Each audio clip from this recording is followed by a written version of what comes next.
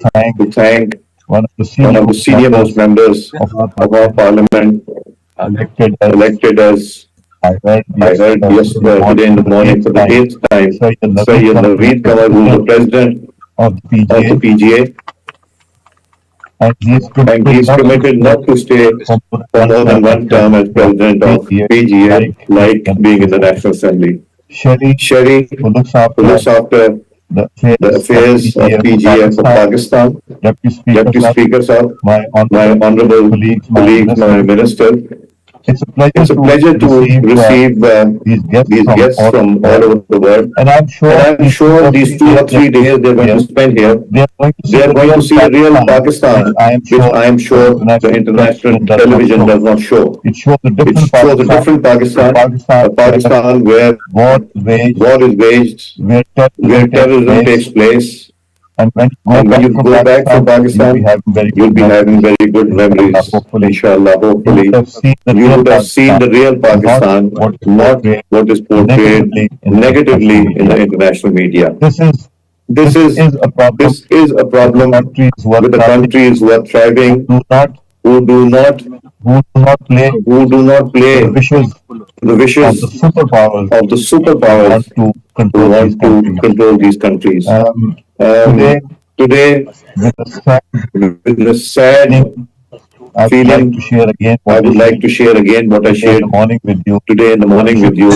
We should pray for the children and for the women of children Gaza and women of who Gaza are being born who are being born mercilessly. I saw some footage a few a few hours back. It was very It was very painful. It's our It's our responsibility to go back to our parliament and raise the issue for a ceasefire in in Palestine, Palestine, so no more children, women, or or young men, or or old lose their lose their lives. Hospitals Hospitals are bombed. We should also I would like to remember the people from Kashmir Kashmir who have suffered tremendously. in spite of the United Nations resolution.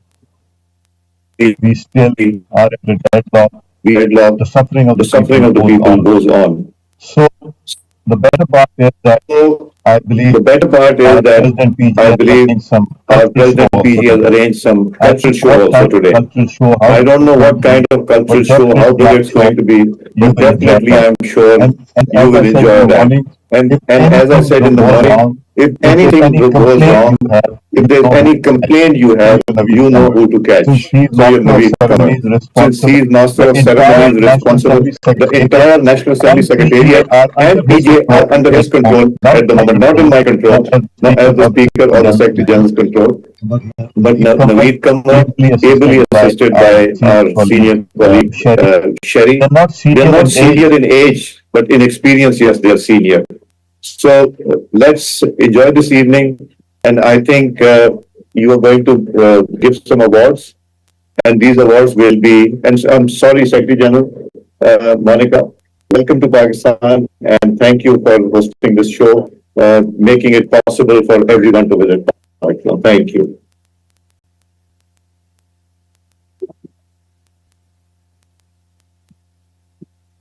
Thank you so much, Honorable Speaker. I would like now to ask Honorable Saeed Naveed Kamar for opening remarks. Thank you.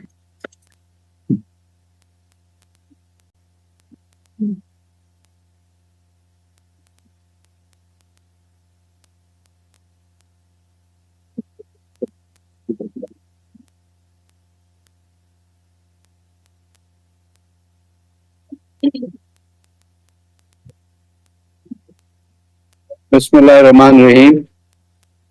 Honorable Speaker, Ayaz Sadiq Sahab, Senator Sherry Rahman Sahiba, Honorable Deputy Speaker, our Honorable Ministers, Members of Parliament from around the globe, as well as our colleagues from within this environment. Welcome to the Pakistan Parliament. As you said, you can see that on your right is the National Assembly and Senate building, right here. And over here is the executive. Of course, the cabinet doesn't sit here, but this is the cabinet lobby. And as you look behind this screen, that is the presidency. That's where the president sits. So basically, this is the entire government. Though there are other state organs that go beyond these buildings, but in the same vicinity. So right now, we're sitting in the midst of where things are supposed to happen. And we are making it more and more likely that things happen here rather than elsewhere. This is no speech, it's just a welcoming remark. We want you to enjoy the Pakistani evening in these environments. We will be presenting the various cultures of Pakistan. But before we do that, two very well-deserved awards that are to be given out. This is PGA, the tradition that every annual forum has a Defender of Democracy award says where one or two people or organizations are recognized. And Monica will go ahead and introduce each one. But I have to say that these are two very brave women that we are honoring today, who have been fighting against all odds in their own country. Pakistan, other that they have that they will for and for young Ontarians and even those who are aspiring parliament. So enjoy the evening today and be ready for more speeches tomorrow. No more.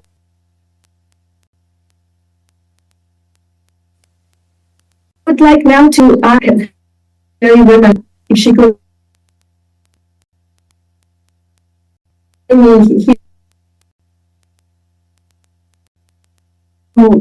present.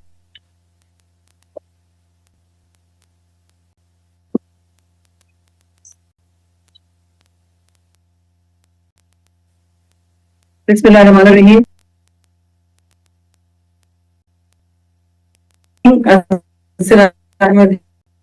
Ladies and gentlemen, distinguished delegates, and of course the honorable yards. Yeah. Now I do this. Hina Jilani is listening because he calls me Sherry. And my script here also says Hina instead of Hina Jilani. If you notice, women get called by their first name almost like a brand. So should we accept it or should we not, Ms. Ali? So thank you very much. Gentlemen, it is really an honor and privilege to be celebrating and recognizing a truly remarkable individual and champion of human democracy and justice as we honor Hina Jilani with the Defender of Democracy Award for 2024. Why can't I see her? Where is she? There she is back. Hina Jilani's journey is nothing short inspiring. For all of us who have in the trenches, she has never moved away from her goals. Off as a lawyer, is a renowned lawyer. More than that, she's known for her dedication as a civil society activist and has dedicated her to fighting rights not only in Pakistan but across the globe. Her pioneer it has paved the way for countless others, breaking barriers, inspiring young women, establishing pathways where there were none.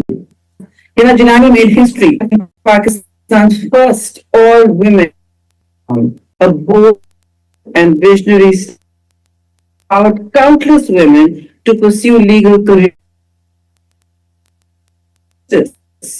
and model themselves on her life. Just 6 years later, she established Pakistan's first legal center, providing essential support to those who are most in need, often vulnerable women and children who lack means to find health or rights. Throughout her career, Ms. Jilani has blazed a trail. She's taken on landmark cases that have set new standards for rights in Pakistan. She's tirelessly advocated for women, minorities, children, and political prisoners, demonstrating an unwavering commitment to justice for the most vulnerable and marginalized in society. Her work has illuminated the struggles of those who often go unheard, ensuring that their stories are brought to light and their rights are upheld. In 1992, ladies and gentlemen, her career is this distinguished, so bear with me. Ms. Jilani was appointed advocate of the Supreme Court of Pakistan. Her influence extends beyond our borders as one of the founders of the Human Rights Commission of Pakistan. She has played a pivotal role in monitoring rights violations and advocating for those in need. The commission, established in 1986, stands today as a crucial pillar in the protection and promotion of human rights across our nation. Now, Hina Jilani's dedication did not, as I said, stop at national borders. In 2000, she was appointed the first special representative of the UN Secretary General on human rights. Human rights defenders, rather. During her 8-year tenure, she worked relentlessly to empower rights defenders worldwide, highlighting the threats they face and advocating fearlessly for their protection. Sometimes women bring us so much courage to the table that one wonders what the world would be without them. And in recognition of her invaluable contributions, Ms. Jilani was elected to the International Commission of Jurists in 2013 and has received numerous honors, including the prestigious Millennium Peace Prize for Women in 2001.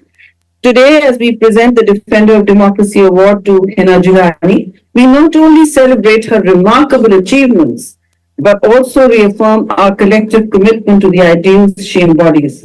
Her tireless efforts remind us that the fight for democracy and human rights is ongoing and requires unwavering resolve. And before I close, I'd just like to say that I've known Ms. Jilani for, over 30 odd years, and she has never really, whether she believes in something or not, she has not ever become shrill or angry beyond a certain line. She has never crossed the line of politeness or rudeness, which is something a lot of young human rights defenders need to learn. She has stood in the front line of serious trenches. I've seen her myself. Sometimes I've been there with her, sometimes I've been on the other side. Whichever side you're on, if you are being persecuted, she will fight for you, but she will speak with dignity, composure, and a compelling voice to all those who are opposing her. Believe me, she gets heard, and I am very glad she continues to be heard and today to be celebrated. Ladies and gentlemen, Hina Jilani. A big hand. How do we do this now? Are we going to her? Are we going to her? Mr. Malik? I don't think she can hear you. Ms. Jilani, can you hear me? Mute. Yeah. Yes, I can. I can. Thank you very much. Thank you so much for being with us in this season. And if you would like to say some words? Well, first of all, let me thank the parliamentarians for Global Action for giving me this honor and this privilege of being with the ceremony here, and the kind of honor that I feel in being awarded this prize. I also thank Sherry for the kind words she has said. I hope it's not only because she's a longtime friend and she feels what she has said. I must say a few words here about my struggle. I don't think this is really an award that recognizes me as much as it recognizes the value of the kind of work that I and others do as human rights defenders, as democracy activists.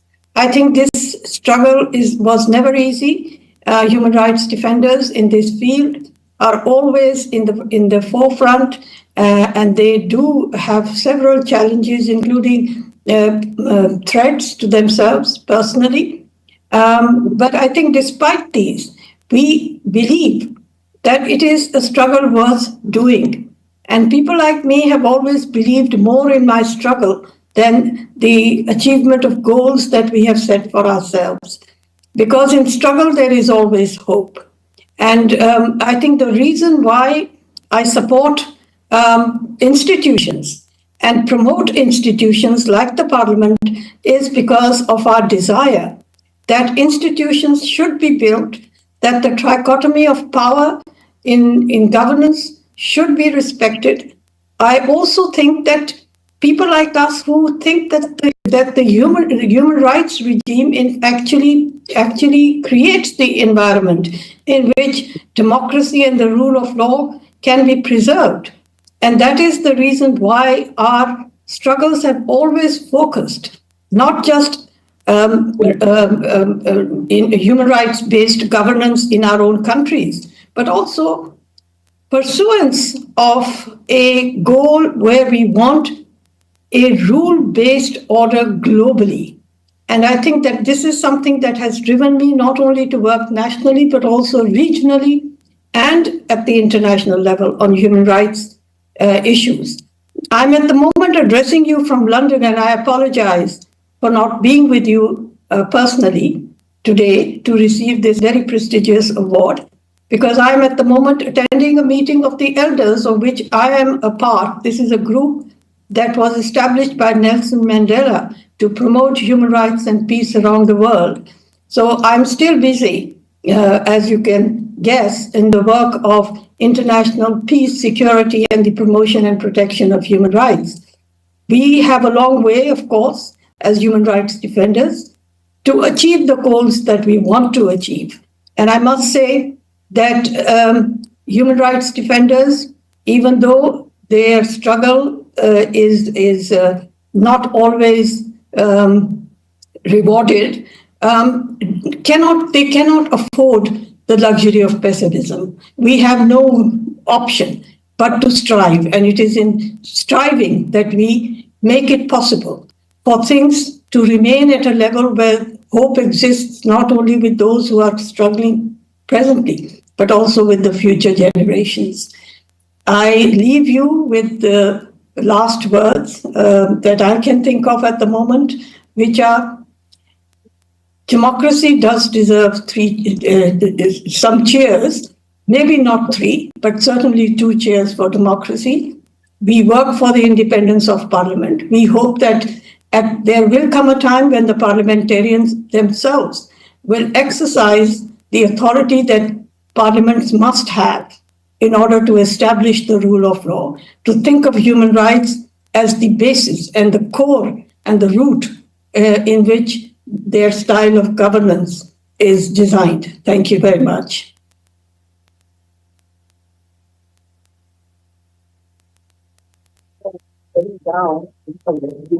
Jilani, thank you so much for your words. And you are right. You are missed here, but we understand, of course, the importance of your meeting with the elders. Thank you so much for joining us, and please stay with us for a few more minutes while we introduce the second DDA awardee. Now, I have the pleasure to introduce Honorable Millie Odhiambo, Member of Parliament of Kenya and also a member of our executive committee.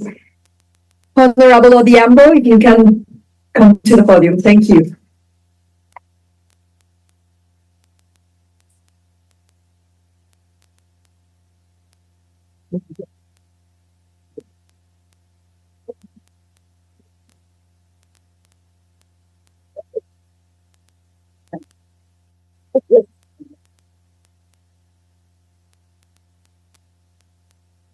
Good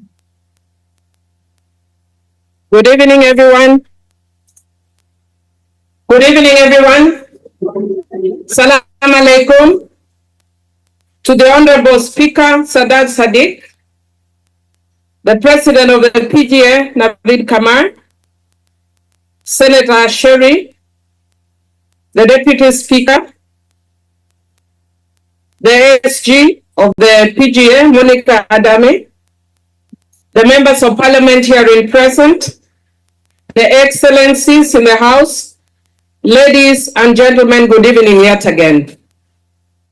My name, as you've been told, is Millie Odhiambo Mabona, Member of Parliament from Kenya, and it's my distinguished honor to be here today to present the second recipient of the DDA Award.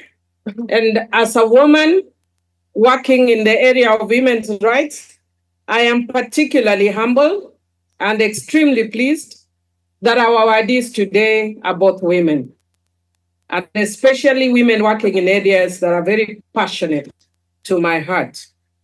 And so it's with honor that I present Fauzia Kufi from Afghanistan. I hope she's already on the stage. Thank you, and welcome, Fauzia. Thank you. Fauzia Kufi is a leading Afghan politician, an esteemed writer, and a fierce champion of women's rights.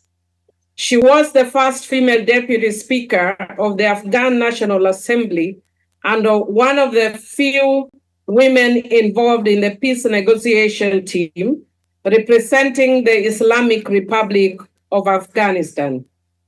As a human rights activist, she has dedicated her life to fighting for the rights of women and girls, particularly regarding the access to education, peace, and democracy. Her work made her a target for the Taliban, and despite numerous assassination attempts, MS Kufi remained resolute in her commitments, continuing to promote gender equality, human rights, and democracy. When the Taliban took power in August 2021, MS Kufi found herself under house arrest in Kabul, her life threatened. She fled Afghanistan, but continued her advocacy work, amplifying Afghan voices on the global stage, working tirelessly for Afghan freedom, and to keep Afghanistan at the top of the international agenda. In 2023, she joined Shirin Ebadi, Iranian Nobel Peace Prize laureate, and together they initiated a powerful global campaign to end gender apartheid in Iran and Afghanistan. By mobilizing Afghan women activists and empowering them to make their voices heard, MS Kufi exemplifies the true essence of leadership, inspiring others to act and guiding humanity toward a more peaceful and inclusive future. Honorable delegates, you would agree with me that she is well deserving of the prize. Can we please put our hands together to honor her? And I wish to take this opportunity to request her to take over. If you have any words to say, it is your time, please. Go ahead. Bismillah ar-Rahman ar-Rahim. Thank you, Honorable Millie, MP from Kenya. And I would like to present my gratitude to the Executive Committee of Parliamentarians for Global Action for their decision to award me the Defenders of Democracy Award. I also appreciate the Speaker of National Assembly of Pakistan, His Excellency Sardar Ayaz Sadiq, for hosting this timely event. Honorable parliamentarians, ladies and gentlemen, it's a pleasure to connect virtually, and it's a regret that I'm not there in person, despite my personal desire and preparations to be there. But I could not for the reasons not in my control.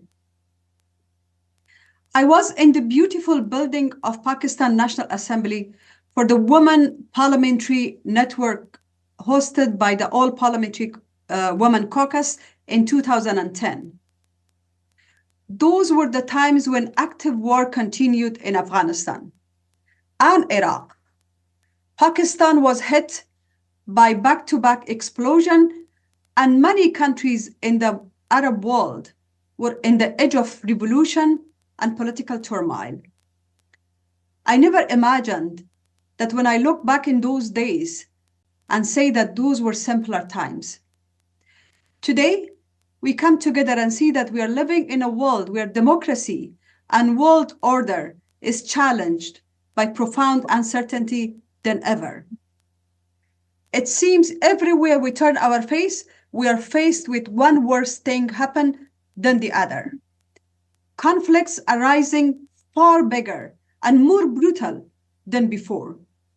Today, as we speak, and as Honorable Speaker of the Parliament, Sardar Fayaz reiterated, thousands lose lives in the Middle East conflicts. Gazan children and women do not only lose life due to the war, but also to the starvation.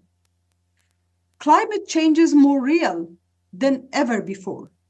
Sometimes even destructive technologies and guns, massive destruction emerging faster than their creators can understand or be prepared for it. The economies struggling to provide opportunities for the generation in rise. All of this happens in a time of deep distrust. Distrust between government, leaders, and public has been in decline for years. What is alarming is the loss of faith and trust on the world's order and the moral authority of the governments when they need to protect the rights and the good of humanity. But this evening, I want to focus on what is happening in my country, Afghanistan, that shares 2,700 kilometers border with Pakistan. As when I look back and compare the situation from now to when I was speaking before your parliamentarians 14 years ago, life changed drastically for many people in Afghanistan after the collapse of democratic institutions in August 2021. My people, especially women in my country, face more uncertainty, suppression, and denial of their fundamental rights than before. I would like to highlight some figures as a reminder of collective failure of the institutions responsible for keeping world order to protect common values we set forth in the internationally accepted declarations and laws. For example, some of the shocking figures. Today in Afghanistan, out of 27% female parliamentarians that were delivering services and were busy in progress of their nation in 2021, there is 0 female MP. In fact, there is no parliament. From 5 female ministers delivering and were part of the progress of their nation, today 0 women working in any government offices. Today, 4 million girls eligible of going to school beyond grade 6 and university sat home and are denied of their basic fundamental Islamic rights to education. And the list goes on and on. What is striking is the connection the military extremists try to make of their self-defined actions to our beautiful religion. Islam emerged to give light in a time of darkness. Therefore, it's our collective responsibility to stand against radicalized groups who weaponize our religion for their interest. We must not allow them to ruin our culture, democracies, and create further Islamophobia. We believe in this poet by Sadi Shirazi, and I would like to repeat this, say this in our language, in my language, Farsi. I don't know how many people can understand this, but this is a very famous poem. Bani Adam azay yak paykarand, که در آفرینش ز یک گوهرند. چو عضو به درد آورد روزگار، دگر اعضا را نماند قرار. تو که از مهنت دیگران بیغمی نشاید که نامت نهند آدمی.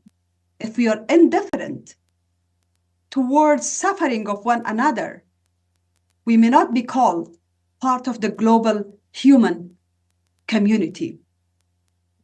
And if we remain indifferent towards atrocities and injustice in one part of the world, it will affect the whole humanity. As Taliban are making it hard for my people, I would like to request the highest authority of Pakistan, the National Assembly, who is the representative of people's power, to time and again prove that they are there as good neighbors when we need them. It's time to make it easier for people of Afghanistan who escape the brutality of Taliban.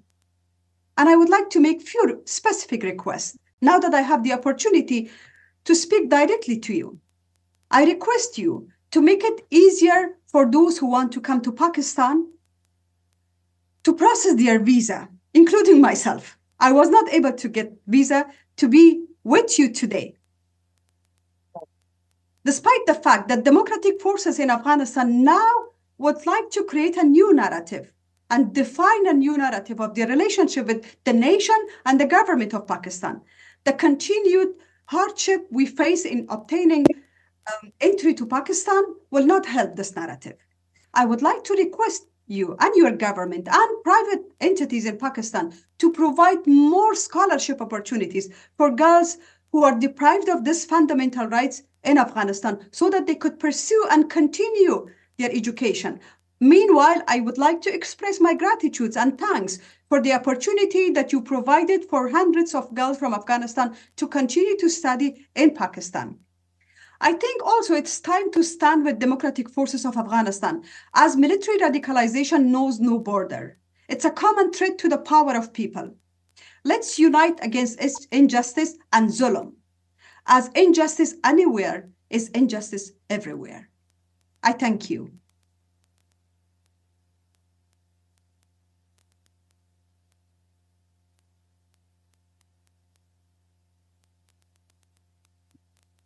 Thank you very much.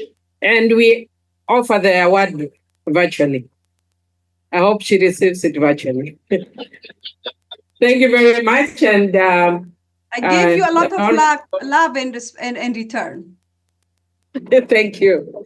An honorable speaker, on my behalf and the Parliament of Kenya, we thank you for welcoming us here. And indeed, Pakistan is amazingly beautiful. I love Islamabad.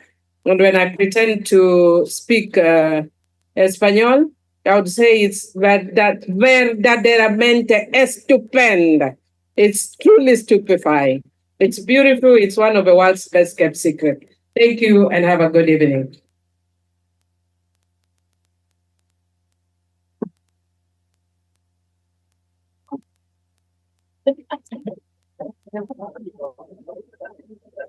Thank you very much for your time, for your speeches, for your participation, and of course, welcoming us here. With this, we close the ceremony of the Defender Award 2024.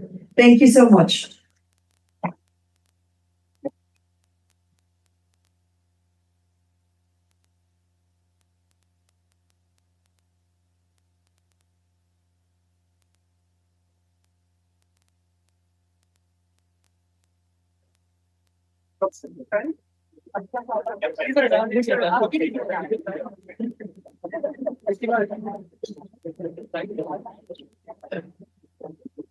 Honourable delegates,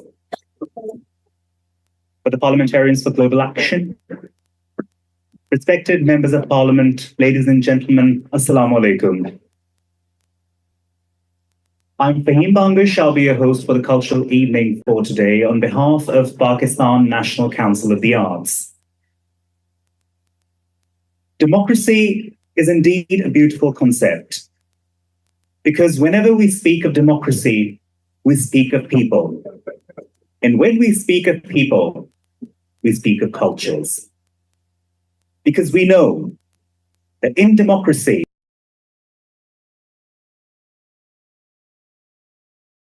था D चौक में, और 3 अक्टूबर से इन्होंने